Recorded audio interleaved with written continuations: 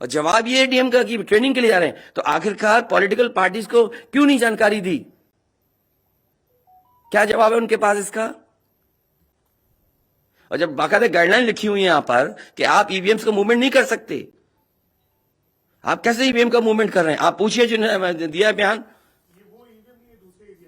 अरे भाई, मैं तो कह रहा हूं किसी आपने जो पॉलिटिकल चुनाव लड़ रहे हैं उनके बारे में क्यों नहीं बोल रहे हैं आप? और आप भी डीएम की बात को मानते हो?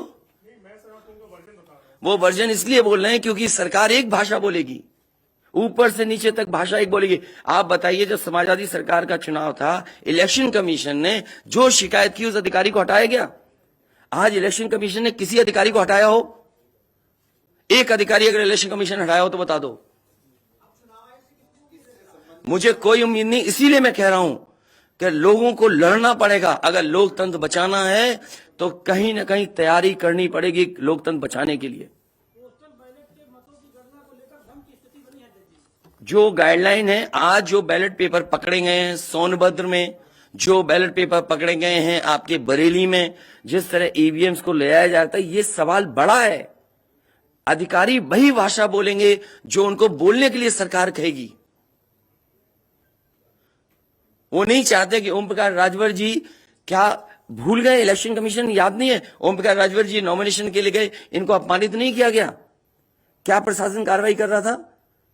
स्वामी प्रसाद मौर्य जी के साथ क्या व्यवहार हुआ? कोई भूल जाएगा इन बातों को? और चुनाव भर में क्या भाषण थे, क्या भाषा का इस्तेमाल था? हर जगह डराने का काम जनता को। ये अलग बात है, कम से कम इलेक्शन कमीशन को ये देखना चाहिए, खुलेआम जनता देख रही है, आज के जमाने में लाइव है कि किस तरीके से ईवीएम्स को ले आया जा रहा था। चुनाव आयोग को सबसे पहले जिलाधिकारी बनारस पे कार्रवाई करनी चाहिए कि आखिरकार उसने किसी को कॉन्फिडेंस में क्यों नहीं लिया। अगर मशीनें जा रही थी तो प्रत्याशियों को क्यों नहीं बताया गया? पॉलिटिकल पार्टीज को क्यों नहीं जानकारी दी गई? अगर ये गाइडलाइन में है कि नहीं है इलेक्शन कमीशन के, आप ईवीएम्स को एक जगह से दूसरी जगह मूव करा रहे हैं, आखिरकार इसके लिए जिम्मेदार कौन है? आप ईवीएम लेकर जा रहे हैं, अब 2 दिन की बात है, काउंटिंग होनी है।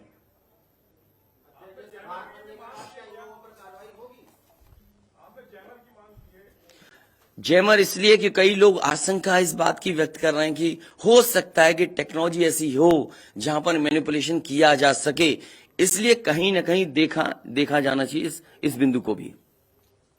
भारतीय जनता पार्टी के नेता लगातार कह रहे हैं कि ओम प्रकाश राजभर हो, स्वामी प्रसाद मौर्य हो, संजय चौहान हो, या जो कहें कि आपके साथ जो लोग आपके चुनाव में आपके साथ आए, आपके साथ चुनाव लड़े, उनको चुनाव नहीं जीतने देंगे, उनको चुनाव किसी भी कीमत पर हम हराएंगे। तो यही तो तरीका, जो लड़ रहे हैं उनके बेटे ही तो लड़ रहे हैं चुनाव, जहां की ईवीएम्स पकड़ी गई हैं। और भविष्यवाणी एग्जिट पोल में कैसे आ सकती है? पॉलिटिकल लीडर्स जो बातें कहें, सत्ता के लोग बैठे हुए, वो एग्जिट पोल में कैसे दिखाई दे रहा है? प्रशासन और सरकार की जो चोरी है, इसमें एग्जिट पोल के टेलीविजन चैनल शामिल है। आपको ये देखना चाहिए, जो एग्जिट पोल कर रहे हैं क्या मुनाफे के लिए कर रहे थे? जो कंपनियां बड़ी बड़ी, सर्वे का पैसा कौन दे रहा है उनको? और जो डेटा दिया है चैनलों को, फ्री दिया गया है कि उपहार में दिया गया है, वो अलग बिंदु है। कोई इतनी बड़ी एक्सरसाइज कर रहा है, उसका फाइनेंशियल बर्डन कौन उठा रहा है?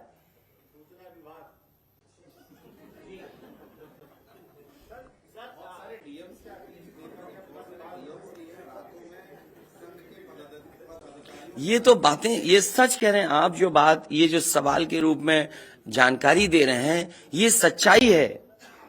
जो आप सवाल के रूप में दे रहे हैं, ये सच्चाई है। आप बताइए, इनके साथ गलत व्यवहार हुआ, क्या कार्रवाई की प्रशासन ने? वीडियोज हैं सबके। जब ये नॉमिनेशन के लिए गए आप, क्या वीडियो अवेलेबल नहीं है? क्या कार्रवाई हुई उसमें? स्वामी प्रसाद मौर्य जी के ऊपर जो अटैक हुआ, उसमें क्या कार्रवाई हुई? मेरे क्षेत्र में जो प्रत्याशी चुनाव लड़ने आया, तो उसने अपने आप अपनी गाड़ी तोड़ी, अपने आप गाड़ी तोड़ी खुद की, और आरोप लगाए समाजवादियों पर।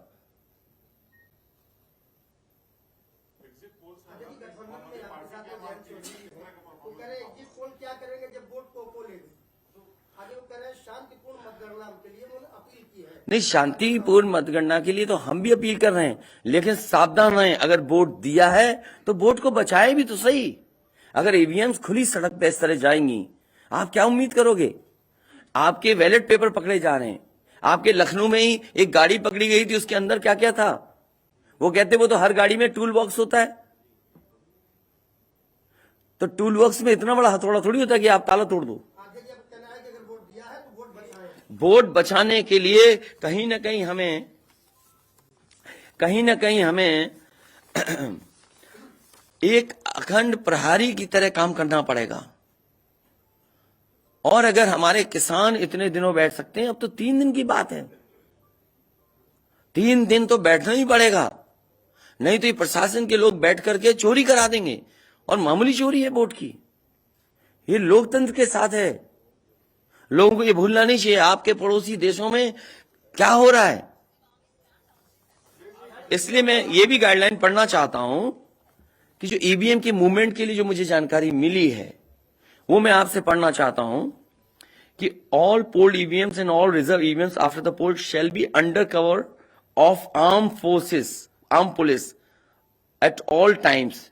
Reserve EVMs should also be returned at the same time when the polled EVMs are returned at the receipt center.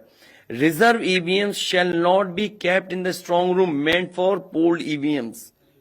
They shall be kept in another strong room meant for keeping reserve EVMs.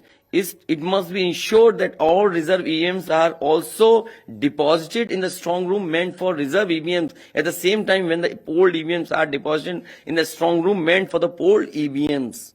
तो EVMs के लिए बिल्कुल clear कहा गया है कि कैसे क्या होना है। और भाई जांच भी कौन करेगा? अगर डीएम ही जांच करेगा तो क्या उम्मीद करोगे आप उसके लिए? इसके आगे जो पॉलिटिकल पार्टी हम तय करेंगे क्या करना है। अगर हमें कोर्ट का भी सहारा लेना पड़ेगा, लेकिन उससे पहले हम अपने पार्टी के कार्यकर्ता नेताओं और जो हमारे सच्चे पत्रकार, सच्चे पुलिस फोर्स में लोग हैं या वो लोग हैं, उनसे भी मेरी अपील होगी कि कम से कम लोकतंत्र को बचाने के लिए आगे आए। कोर्ट से पहले मैं आप लोगों के माध्यम से अपील करना चाहता हूं, ऐसे तमाम लोग जो लोकतंत्र को बचाना चाहते हैं वो कम से कम आगे आए।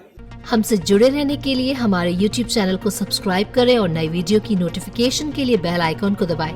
अगर आप ये वीडियो Facebook पर देख रहे हैं तो लाइक जरूर करें और ज्यादा से ज्यादा शेयर करें। धन्यवाद।